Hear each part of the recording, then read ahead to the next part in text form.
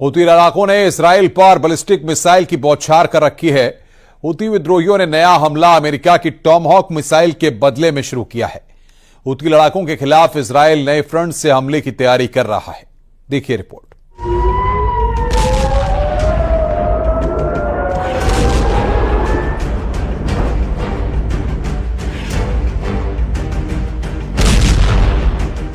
Houthi ने Israel में घुसकर तबाही मचाई।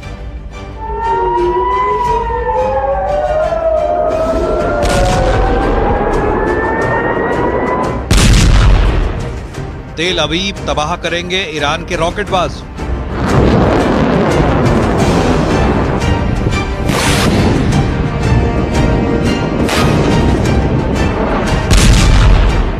हूथी को हमास न समझना इजराइल। लाल टोपी वाला कमांडर करेगा वॉर खल्लास।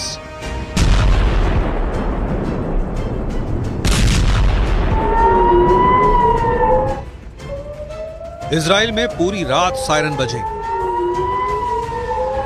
इजराइल के आसमान में पूरी रात बारूदी रॉकेट दिखे। इजराइल के हदेरा एल्जार में बैलिस्टिक मिसाइल का टेरर फैला रहा। हूथी फाइटर्स ने इजराइल को बर्बाद करने के लिए मिसाइलों की अंधाधुंध बौछार शुरू कर दी है।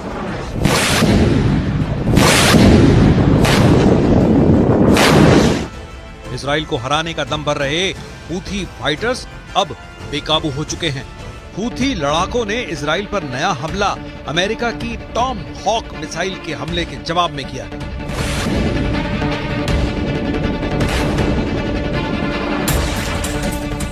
हूथी के रॉकेट की आंधी से इजराइल की सेना में कोहराम मचा हुआ है। हूथी फाइटर्स ने ईरान की खातिर हिजबुल्लाह और हमास दोनों का बदला इजराइल से लेना शुरू कर दिया है। हूथी फाइटर्स अब अकेला फाइटर ग्रुप है जिसने इजराइल को अब तक बराबर की टक्कर दी है। इजराइल के हवाई हमले के बदले में हूथी विद्रोही फिलिस्तीन 2 जैसी हाइपरसोनिक मिसाइल के धमाके कर चुके हैं, लेकिन हूथी के लेटेस्ट हमले बैलिस्टिक मिसाइल की बौछारों से किए गए हैं।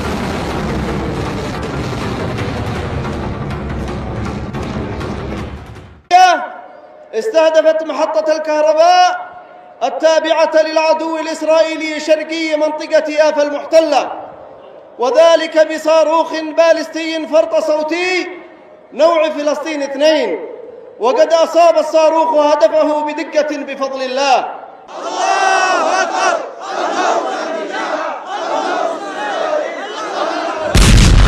इजराइल की सेना ने बताया कि यमन से इजराइल की ओर दागी गई एक बैलिस्टिक मिसाइल रविवार की सुबह तलबी एल्जार शहर में घुसी।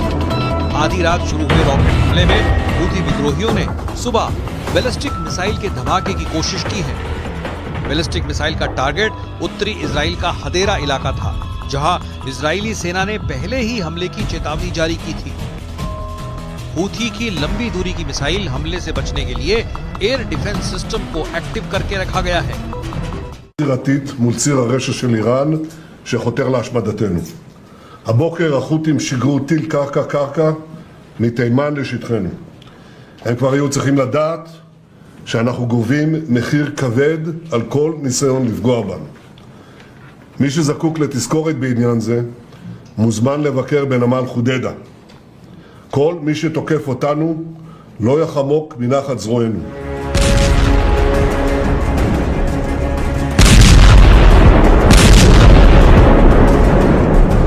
बीते शुक्रवार को भी हूथी विद्रोहियों ने बैलिस्टिक मिसाइल से इजराइल को दहलाया था। इसी तर्ज पर रविवार का हमला किया गया। हालांकि इजराइल के डिफेंस सिस्टम ने हूथी के दोनों हमले नाकाम करने का दावा किया है, जबकि मिसाइल की तबाही के बाद भी कई नागरिकों को नुकसान पहुंचा।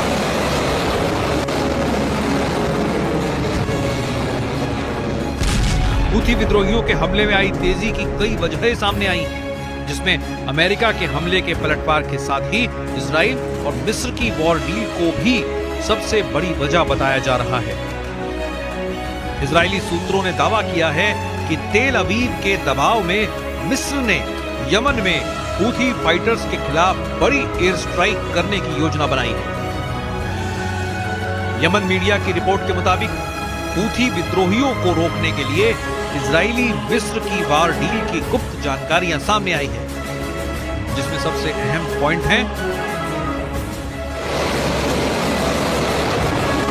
تمكنت الدفاعات الجوية في القوات المسلحة اليمنية من إسقاط طائرة أمريكية نوع MQ-9، وذلك أثناء قيامها بتنفيذ مهام عدائية في أجواء محافظة مأرب.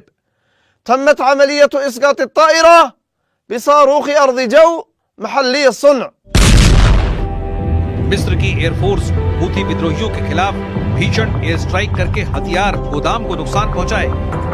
मिस्र हूथी फाइटर्स पर हवाई हमले की वजह अपनी राष्ट्रीय सुरक्षा की रक्षा के लिए जरूरी बताएगा। हूथी पर हमले की एक और वजह के तौर पर समुद्री नेविगेशन के लिए खतरे को भी गिनाया जाएगा। संयुक्त राष्ट्र चार्टर के अनुच्छेद 51 सहित अंतर्राष्ट्रीय कानून देशों को आत्मरक्षा का अधिकार देते हैं। 1982 के समुद्री कानून सम्मेलन में राज्यों के समुद्री मार्गों की रक्षा करने के अधिकारों की पुष्टि की गई है। इसी बात का फायदा इजराइल अब हूथी विद्रोहियों के खिलाफ मिस्र के जरिए उठाने जा रहा है। मिस्र का हूथी विद्रोहियों से 36 का आंकड़ा क्यों हो रहा है, इसे भी जानिए। इजराइल से हूथी विद्रोहियों के बीच भीषण लड़ाई से मिस्र को भारी वित्तीय नुकसान उठाना पड़ा है। स्वेज नहर से होने वाली मिस्र की कमाई में 60% तक की गिरावट आई है। मिस्र को होने वाले इस नुकसान का अनुमान लगभग $7 बिलियन लगाया गया है, जिसकी वजह से मिस्र कंगाली की तरफ बढ़ चुका है। मिस्र में बढ़ते आर्थिक संकट से सीरिया जैसे हालात बन चुके हैं। 10 साल से सत्ता पर बैठे राष्ट्रपति अब्देल फतेह अल सीसी का हाल भी कहीं बशर अल असद जैसा न हो जाए। तुर्की की तिगड़म चली तो मिस्र में तख्ता पलट ज्यादा दूर नहीं, और यही वजह है कि अब्देल फतेह नेतन्याहू से गठजोड़ कर हूथी फाइटर्स को कंट्रोल करने में जुट गए हैं। उधर हूथी फाइटर्स ने भी इजराइल को करारा जवाब देने का मन बना लिया है।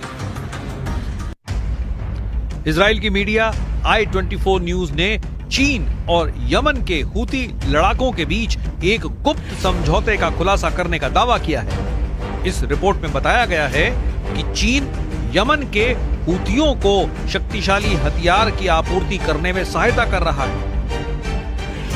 इसके बदले उसे लाल सागर से अपने देश के मालवाहक जहाजों के लिए सुरक्षित रास्ता मिल रहा है। हालांकि इस खुलासे पर चीन ने कोई भी प्रतिक्रिया नहीं दी है। लाल सागर पिछले 1 साल से इंटरनेशनल कारोबार के लिए खतरनाक रूट बना हुआ है। I-News-24 की रिपोर्ट में बताया गया है कि चीन और हूथी के बीच हथियारों की सप्लाई का बड़ा नेटवर्क सामने आया है, जिससे लाल सागर ट्रेड रूट खतरे में पड़ सकता है। I-24 न्यूज से बात करने वाले अमेरिकी खुफिया सूत्रों के अनुसार ईरान समर्थित हूथी लड़ाके अपने हमलों में चीनी हथियारों का जमकर इस्तेमाल कर रहे हैं। चाइनीज हथियारों के बदले में चीनी झंडे लगे मालवाहक जहाजों को लाल सागर में हूथी विद्रोही सुरक्षा की गारंटी दे रहे हैं। अमेरिकी खुफिया सूत्रों के मुताबिक हूथी बैलिस्टिक और क्रूज मिसाइलों में चीन के उपकरण और तकनीक के इस्तेमाल की पुष्टि हो चुकी है।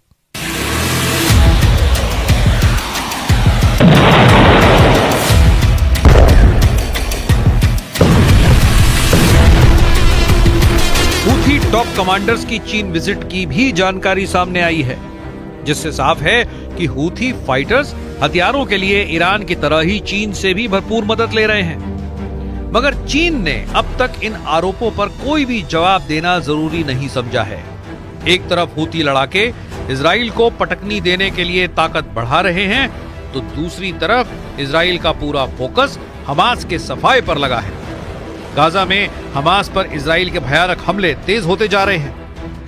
इजराइल की सेना ने पिछले 72 घंटों में गाजा पट्टी पर 94 हवाई हमले किए हैं। जमीनी ऑपरेशन में भी आईडीएफ ने टैंक से गोलेबारी शुरू कर दी है। न्यूज एजेंसी सिन्हुआ की रिपोर्ट के मुताबिक गाजा में जितनी मौत हमले में नहीं हुई, उससे ज्यादा मौत मलबे में फंसकर लोगों की हुई है। वहीं इजराइल ने दावा किया है कि गाजा में ताजा हमले में हमास का वॉर हेडक्वार्टर जमींदोज कर दिया गया है।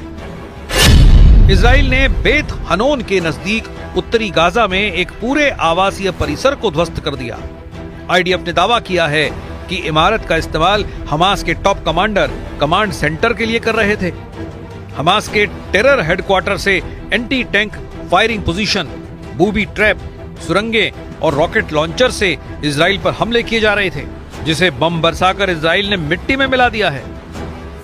इजराइल के भीषण हमले से दहल रहे हमास के एक बंधक का वीडियो रिलीज करके नेतन्याहू की टेंशन फिर बढ़ा दी गई है। वीडियो 7 अक्टूबर को बंदी बनाई गई 19 साल की इजराइल की सैनिक लीरी अलबाग का बताया जा रहा है। वीडियो में लीरी दर्द से टूटी और बदहवास दिख रही है। हमास के जारी किए गए इस 3.5 मिनट के वीडियो में अलबाग पिछले 450 से अधिक दिनों तक कैद में रखे जाने के बारे में बता रही है। वीडियो जारी होने के बाद लीरी की मां ने बेटी के जिंदा होने की जानकारी मिलने की बात कही। हालांकि वीडियो को देख पाने की हिम्मत वो नहीं जुटा पाई। टाइम्स ऑफ इजराइल के मुताबिक लीरी के परिवार ने कहा कि ये उनकी बेटी और बहन नहीं है जिसे हम जानते थे। लीरी बुरे हालात में है। हमास ने लीरी को 4 और जवानों के साथ बंदी बनाया था। गाजा बॉर्डर के पास नाहल ओज सैन्य अड्डे पर तैनात लीरी को किडनैप कर हमास लगातार उन्हें अलग अलग ठिकाने पर छिपाता रहा है। लेकिन लीरी का वीडियो रिलीज कर अब हमास ने प्रेशर नेतन्याहू पर और बढ़ा दिया है। इस बीच नेतन्याहू ने इमरजेंसी मीटिंग बुलाई है। सर्जरी के बाद नेतन्याहू फिर से एक्टिव हो गए हैं। इजरायली सेना रेडियो की रिपोर्ट के मुताबिक नेतन्याहू ने रविवार को रक्षा मंत्री इजराइल कॉट्स, राष्ट्रीय सुरक्षा मंत्री इटमार बेन-ग्वीर और वित्त मंत्री बेजेल स्मोट्रिच के साथ तत्काल सुरक्षा बैठक बुलाई है। रिपोर्ट ने बताया कि गाजा में बंदियों की रिहाई पर नेतन्याहू अपडेट लेंगे, जिसमें कतर बैठक का पूरा ब्यौरा भी उन्हें दिया जाएगा। नेतन्याहू सीरिया फ्रंट पर भी हिजबुल्लाह के खिलाफ ऑपरेशन का अपडेट लेंगे, जहां इजरायली सेना ने बड़ी कामयाबी हासिल की है। सीरिया के बफर जोन में इजराइल आर्मी को हिजबुल्लाह के बड़े हथियार डिपो का पता चल गया है। सर्जरी के बाद फिट होकर पीएम नेतन्याहू फिर से सभी दुश्मनों की तबाही का प्लान नए सिरे से तैयार कर सकते हैं। अमेरिका से मिले $8 अरब के हथियारों ने नेतन्याहू को नई ताकत दी है। इजराइल के विरोधी लीडर भी अब युद्ध में जीत का दम भरने लगे हैं।